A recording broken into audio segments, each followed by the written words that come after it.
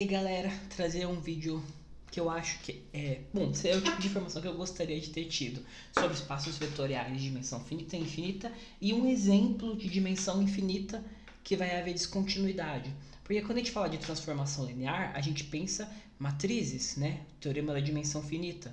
Então, não tem como a matriz ser descontínua, justamente porque a gente está trabalhando com dimensão finita. Mas quando a gente vai para infinita, a coisa muda. Então, antes, vamos começar a falar, né, da dimensão finita.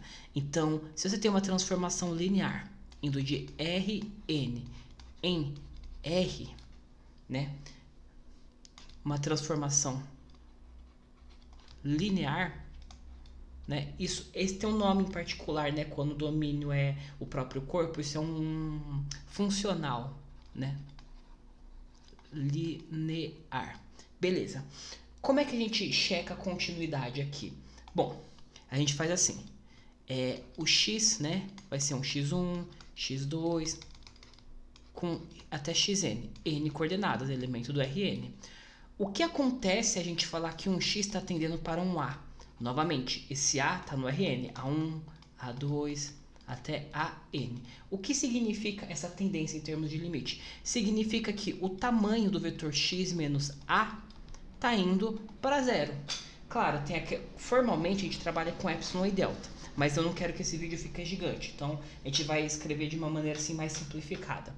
Significa isso. Então, pera, se o tamanho do x menos a está indo para zero, isso significa que a norma euclidiana, né, como a gente está em dimensão finita, a gente tem que os espaços de dimensão finita, de uma mesma dimensão sobre os reais, são isomorfos entre si. Então não importa quem que você está usando, porque a gente está em dimensão finita, né?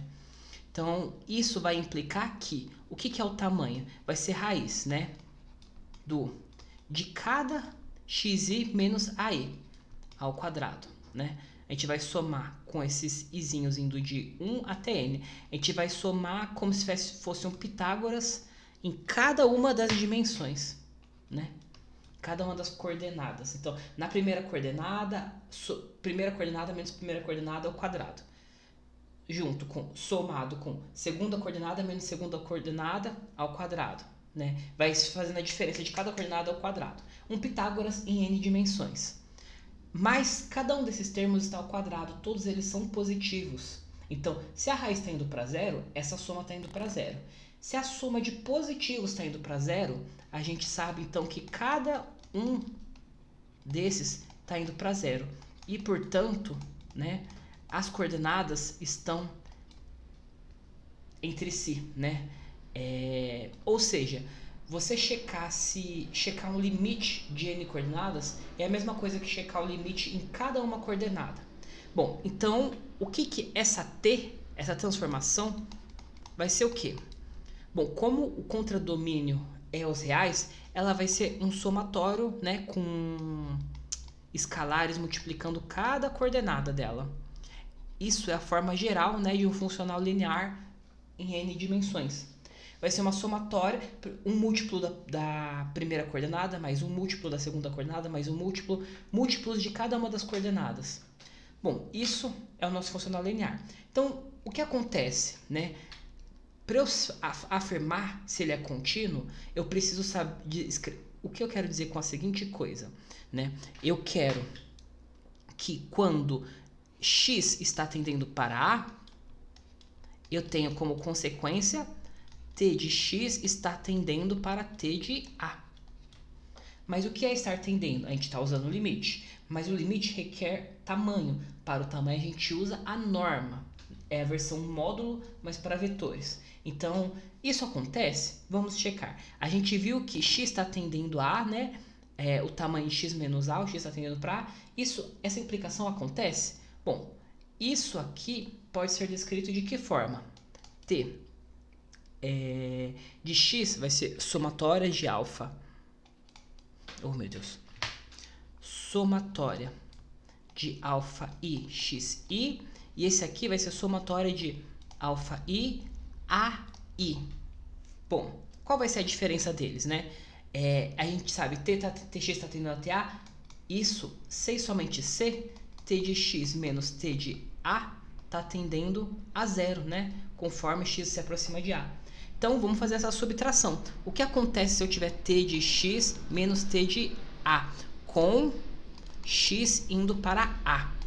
Eu vou ter que esse limite vai ser somatória de isso menos isso. Opa, eu já vou juntar porque é uma somatória finita. Por ser finita, eu já posso juntar e colocar em evidência. Se fosse infinito, eu já teria que tomar um pouco de cuidado. Olha, mas a gente sabe que quando x está tendendo para, cada uma dessas coordenadas está indo para zero. Ou seja, eu estou somando n componentes e cada um deles está tendendo para zero. Então, meio que no final, eu estou somando o quê? Eu estou somando n componentes que foram para zero. E aí vai para zero. Ou seja, o limite de t de x menos t de a vai dar zero. Eu passo o limite para o outro lado e pronto. Provei. Note que aqui a gente usou a finitude. A finitude é extremamente importante. E isso foi uma transformação linear com contradomínio real. Mas se você tiver uma outra t que está indo de Rn para Rm, vai ser análogo. Por quê? Se você quer t de x indo para t de a, você tem que cada t de x1, onde o x é um elemento do Rn, né? A gente já falou isso. Vai ser o quê? O contradomínio dela vai ser t1, t2, tm, porque são m componentes.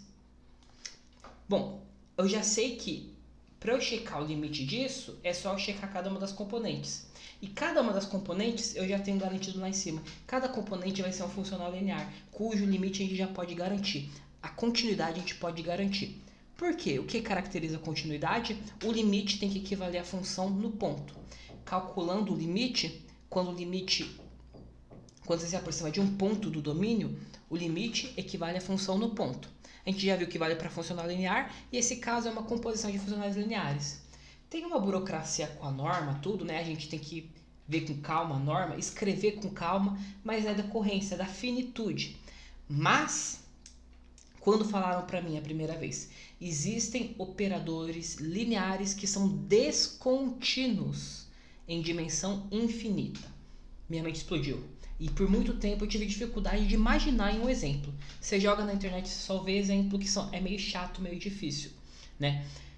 Tem o clássico do seno de n de x sobre n, só que eu não quero usar esse exemplo porque ele já é clássico demais e eu não acho ele tão fácil de visualizar. Eu vou usar um outro que eu construí hoje à tarde, né? E que também é fácil. Um operador famoso chamado derivada. Então vamos lá. Vamos escolher C1 definido no intervalo de 0 a 1. O que é C1? Oh, meu Deus. C1 não. Olha só. P1 são todos os polinômios de domínio 0, 1 nos reais. Por que P1? Não preciso de desse 1 aqui em cima. P de polinômio 0, 1. Então, o espaço vetorial de todos os polinômios definidos só no intervalo de 0 a 1. Pera, isso é um espaço vetorial? Veja só, soma de polinômio é polinômio. Multiplicar por escalar, ok. O polinômio 0, nulo, tem os polinômios constantes, isso é um espaço vetorial sobre os reais. Ele tem dimensão finita? Não, porque todos os graus de polinômio podem estar aí. Não todos ao mesmo tempo. Se você tiver um polinômio que tem todos os graus ao mesmo tempo, aí ele é uma série, não é um polinômio. Só que você vai ter um polinômio de grau 1000, um polinômio de grau 1 bilhão. Sempre vai ter um grau máximo polinômio. Só que pode ser qualquer um desses graus. Então, a gente sabe que a dimensão, né, desse P01 é infinita, né? Não é finita, né? Normalmente a gente até coloca o ordinal ou o cardinal que descreve essa dimensão, né? Normalmente o cardinal, mas não vamos pensar nisso, muito complicado por enquanto. Tem dimensão infinita, beleza. Ok, mas espera aí, para eu começar a pensar em tamanho, eu tenho que definir uma norma. A norma padrão é a norma do supremo. A norma de um polinômio é o quê? É o supremo, ou seja, o maior ponto de acumulação, né, deste polinômio em módulo. Mas como a gente está em um compacto fechado, esse supremo se torna o limite. Limite não, o máximo, perdão. Então é o maior valor que esse polinômio atinge nesse fechado. E isso é uma norma, não vou demonstrar porque senão vai ser um rolê. Então a gente tem como medir polinômios. Beleza. Agora, qual é o operador derivada? O operador derivada, né, eu posso definir ele no espaço vetorial dos polinômios. E qual vai ser o resultado? Também um polinômio. E o que o operador derivada faz? Fácil, a gente pode definir ele por uma única cláusula. X derivada de x a n vai ser n x elevado a n menos 1. É a derivada que a gente conhece. E ela é aditiva e multiplicativa. A gente define assim e estende por linearidade. O que significa estende por linearidade? Significa que a gente usa essa propriedade e quebrar em soma, escalares saírem. É um operador linear. A gente vê em cálculo 1 que a derivada, ela respeita a soma, né? Esse operador não vai ser contínuo. D é descontínuo. Como assim a derivada é descontínua? Sim, mas note, o espaço em que a gente definiu é muito importante. Se o espaço fosse de dimensão finita, existiria uma matriz que descreve esse operador. Então percebe que o operador derivada, você não pode falar dele sem falar do domínio. Qualquer operador você não pode falar sem especificar o domínio. Porque em dimensão finita vai ser contínuo. Em dimensão infinita pode não ser contínuo. E eu vou mostrar o porquê que ele é descontínuo. Basta dar um exemplo de onde ele falha. Então, vamos pensar. Eu preciso de um exemplo em que ele vai quebrar limite. Então, vou pegar uma sequência. Uma sequência de polinômios. Então, vai ser um polinômio de grau n, né? E eu vou dividir por n, né? Bom, o que está acontecendo com essa sequência? Bom, note que esses polinômios, né? Isso é um polinômio, né? Estão no domínio de 0 a 1. Então, quando eu faço essa sequência com n ir para infinito, o que acontece com esses polinômios quando n vai para infinito? Bom, note que potências grandes, né? Peraí, vamos lá. Vou descrever de uma forma melhor.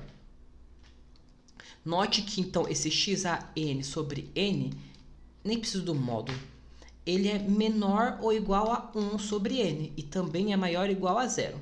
Por quê? O x está variando de 0 a 1 por causa do meu espaço vetorial.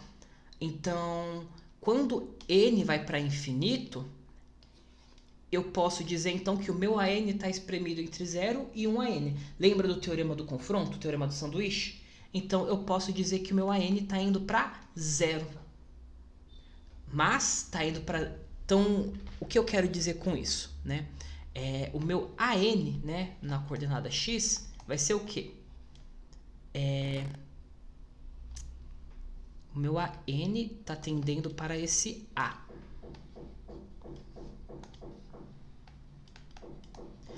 Que está indo para 0, para qualquer x que não for 1. Ah, não, 1 também. O 1 também. Não preciso não. Não preciso me preocupar. Tá indo para o 0. É que eu achei que ia dar diferente no 1, mas não importava muito. Então, a n está indo para esse a, né, que é 0. Ou seja, esse polinômio está indo para o 0, né? A gente não tem muita... Então, podemos afirmar que limite, né, de xn, n indo para infinito, está indo para 0. Para qualquer x no domínio. Beleza. Ou seja, eu já sei algo sobre a sequência, essa sequência de polinômios. Essa sequência de polinômios está me aproximando do 0. Note que eu nem precisei pensar tanto na norma dele. Só o fato dele estar limitado de tamanho. Agora, vamos ver que a derivada dessa sequência de polinômios, o que acontece? Vai ser a derivada de xn sobre n. Vai tombar o n e vai cancelar com n de baixo. Beleza. Então, derivada desse AN vai ser xan menos 1. Está tendendo para quê? Isso está tendendo, né, para uma sequência um pouco diferente. Eu vou chamar de B.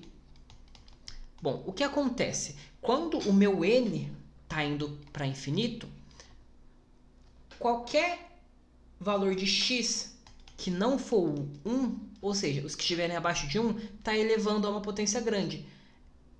X elevado a n tendendo a infinito está indo para 0, porque está entre 0 e 1. Lembra da convergência geométrica?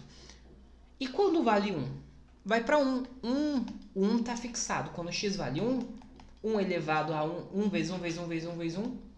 Então, opa, eu tenho um objeto que não é um polinômio.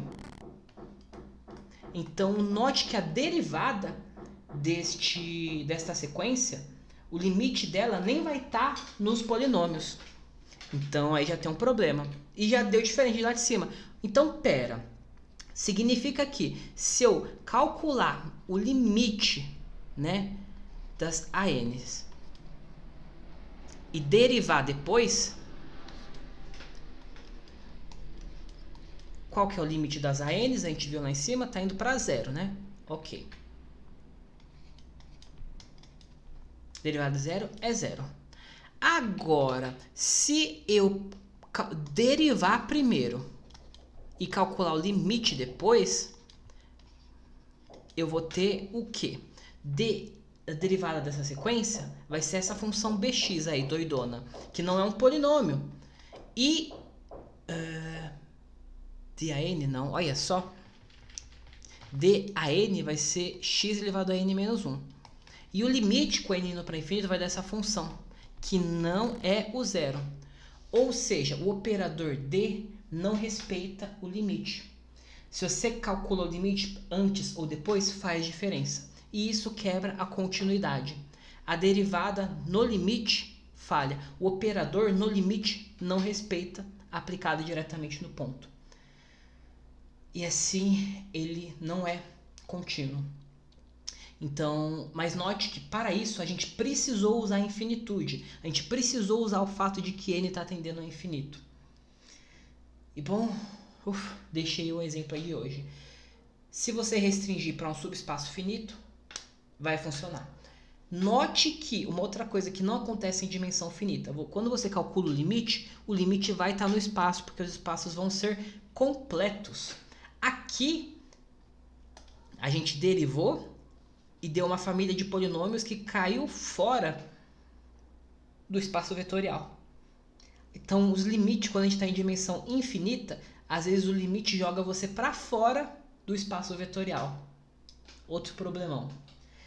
Bom, galera, é isso. Tchau, tchau. Até a próxima.